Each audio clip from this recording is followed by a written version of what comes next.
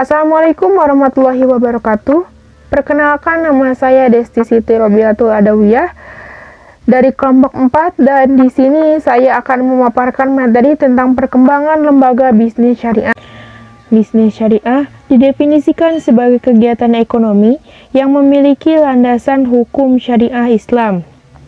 Lembaga bisnis syariah merupakan salah satu instrumen yang digunakan untuk mengatur aturan-aturan ekonomi Islam. Sebagai bagian dari sistem ekonomi, lembaga tersebut mencakup bagian dari keseluruhan sistem sosial masyarakat. Dalam lembaga bisnis syariah, terdapat lembaga keuangan syariah yang merupakan lembaga keuangan yang menjalankan kegiatannya dengan berlandaskan prinsip syariah Islam. Kemudian ada jenis-jenis bisnis syariah. Yang pertama ada bank syariah. Bank syariah merupakan salah satu jenis bisnis berbasis syariah yang berbeda dengan bank konvensional yang menerapkan sistem bunga. Bank syariah menggunakan sistem bagi hasil secara adil. Yang kedua, pegadaian syariah. Gadai merupakan suatu kegiatan menahan harta yang dimiliki oleh peminjam dan dijadikan sebagai jaminan atas pinjaman yang diterimanya. Benda-benda yang menjadi jaminan gadai juga harus memiliki nilai ekonomis. Kemudian yang ketiga ada BMT atau Baitul Mal wa Tamwil, merupakan lembaga keuangan mikro yang bertujuan membantu, membela kepentingan dan mengangkat martabat kaum fakir miskin dengan menerapkan prinsip bagi hasil. Yang keempat ada asuransi syariah. Asuransi syariah adalah sebuah usaha untuk saling melindungi dan saling tolong-menolong di antara para pemegang polis atau peserta yang dilakukan melalui pengumpulan dan pengelolaan dana tabaru yang memberikan pola pengembalian untuk menghadapi risiko tertentu melalui akad atau perikatan yang sesuai dengan prinsip syariah. Yang kelima ada obligasi syariah.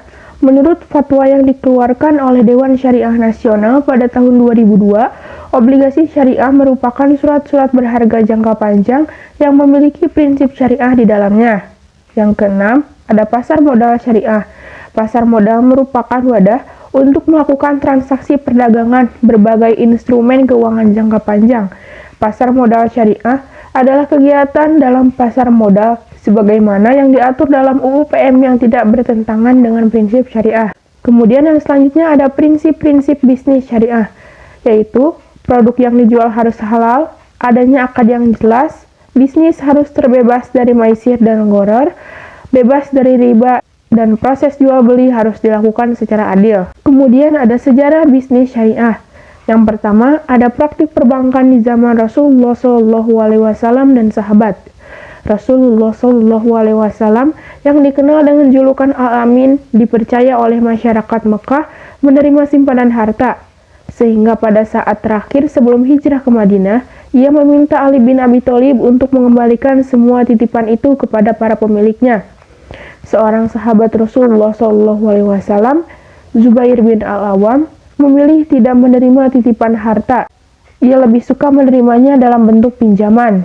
Dalam riwayat lain disebutkan, Ibnu Abbas radhiyallahu an juga pernah melakukan pengiriman barang ke Kufah dan Abdullah bin Zubair melakukan pengiriman uang dari Mekah ke adiknya Mis'ab bin Zubair yang tinggal di Irak. Penggunaan cek juga telah dikenal luas sejalan dengan meningkatnya perdagangan antara negeri Syam dengan Yaman. Kemudian yang kedua ada praktik perbankan di zaman Bani Umayyah dan Bani Abbasiyah. Di zaman Rasulullah SAW, fungsi-fungsi perbankan biasanya dilakukan oleh satu orang yang hanya melakukan satu fungsi. Baru kemudian, di zaman Bani Abbasiyah, ketiga fungsi perbankan dilakukan oleh satu individu. Kemajuan praktik perbankan pada zaman itu ditandai dengan beredarnya cek dengan luas sebagai media pembayaran.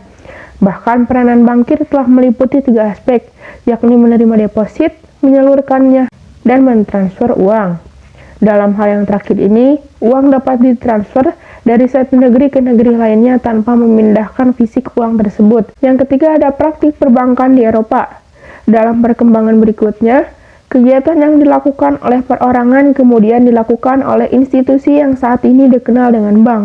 Ketika bangsa Eropa mulai menjalankan praktik perbankan, persoalan mulai timbul karena transaksi yang dilakukan mulai menggunakan instrumen bunga yang dalam pandangan fikih adalah riba, dan oleh karena itu hukumnya haram. Transaksi berbasis bunga ini semakin merebak ketika Raja Henry VIII pada tahun 1545 membolehkan bunga meskipun tetap mengharamkan riba dengan syarat bunganya tidak boleh berlipat ganda. Setelah wafat Raja Henry VIII, digantikan oleh Raja Edward VI yang membatalkan kebolehan bunga uang. Hal ini tidak berlangsung lama. Ketika wafat, ia digantikan oleh Ratu Elizabeth I yang kembali memperbolehkan praktik pembungaan uang. Kemudian yang keempat ada perbankan syariah modern. Usaha modern pertama untuk mendirikan bank tanpa bunga dimulai di Pakistan yang mengelola dana haji pada pertengahan tahun 1940-an. Tetapi usaha ini tidak sukses. Perkembangan berikutnya, usaha pendirian bank syariah yang paling sukses dan inovatif di masa modern ini dilakukan di Mesir pada tahun 1963 dengan berdirinya Withgam Local Saving Bank. Namun karena terjadi kekacauan politik di Mesir, Withgam mulai mengalami kemunduran, sehingga operasionalnya diambil alih oleh National Bank of Egypt dan Bank Sentral Mesir pada tahun 1967. Pengambil alihan ini menyebabkan bank ini beroperasi berdasarkan bunga. Pada 1971, akhirnya konsep nirbunga kembali dibangkitkan pada masa rezim Sadat melalui pendirian Nasir Social Bank. Kesuksesan Withgam ini memberikan inspirasi bagi umat muslim di seluruh penjuru dunia, sehingga timbullah kesadaran bahwa prinsip-prinsip Islam ternyata masih dapat diaplikasikan dalam bisnis modern. Kemudian yang kelima ada perbankan syariah di Indonesia. Inisiatif pendirian Bank Islam Indonesia dimulai pada tahun 1980 melalui diskusi-diskusi bertemakan Bank Islam sebagai pilar ekonomi Islam. Tahun 1990, Majelis Ulama Indonesia atau MUI membentuk kelompok kerja untuk mendirikan Bank Islam di Indonesia. Sebagai hasil kerja tim perbankan MUI tersebut adalah berdirilah bank syariah pertama di Indonesia, yaitu PT Bank Muamalat Indonesia atau BMI, yang sesuai akte pendiriannya berdiri pada tanggal 1 November 1991. Sejak tanggal 1 Mei 1992, BMI resmi beroperasi. Perkembangan bisnis syariah. Istilah bisnis syariah sudah lama bergabung di dunia ekonomi Indonesia.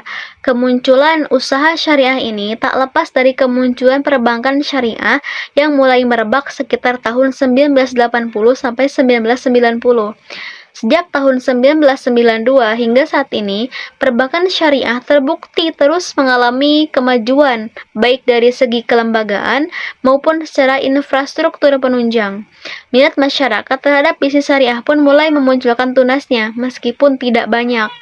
Dalam beberapa tahun terakhir, perkembangan bisnis syariah di Indonesia menjadi tren bagi para pelaku bisnis. Dengan melihat potensi mayoritas masyarakat di Indonesia adalah pemeluk agama Muslim, menjadikan peluang bagi perkembangan bisnis syariah.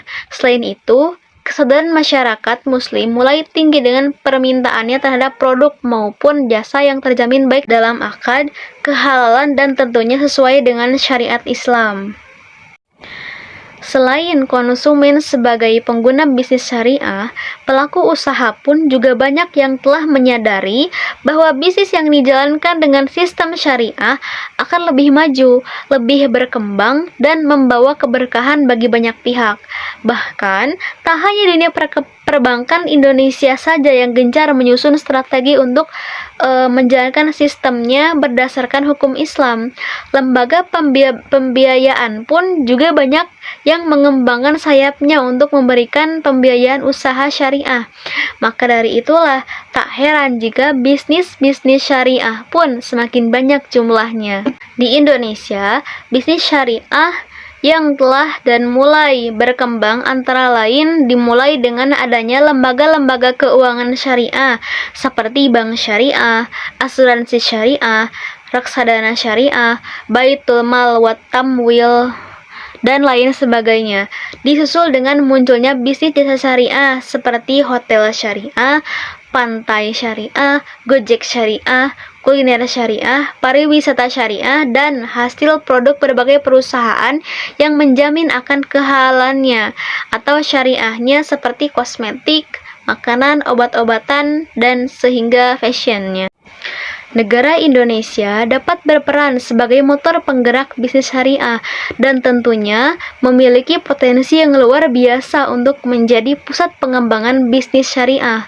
Bisnis syariah dapat memberikan kontribusi dalam perekonomian negara dengan sistemnya dan membawa keselamatan bagi para pelakunya karena bisnis syariah dilakukan atas prinsip syariat Islam sehingga aman, nyaman, dan membawa keberkahan bagi umat muslim. Saat ini, bisnis atau usaha syariah masih terus menunjukkan tren peningkatan. Meski sempat terdampak pandemi, bisnis usaha syariah diharapkan dapat tumbuh sebanyak 5,5% pada tahun 2024. Ini menunjukkan optimisme sekaligus ekspektasi besar publik terhadap pertumbuhan bisnis syariah di Indonesia. Lalu yang terakhir ada contoh bisnis syariah. Yang pertama, bisnis kuliner, baik itu rumah makan, warung, bistro, kafe, dan sebagainya. 2. Salon muslimah. 3. Bisnis busana muslim. 4. Bisnis tour dan travel haji dan umroh. 5. Kos syariah. 6. Ojek syariah. 7. Les mengaji. 8. Daycare islami. 9. Catering halal. Dan 10. Kosmetik halal. Terima kasih. Sekian dari kelompok 4. Wassalamualaikum warahmatullahi wabarakatuh.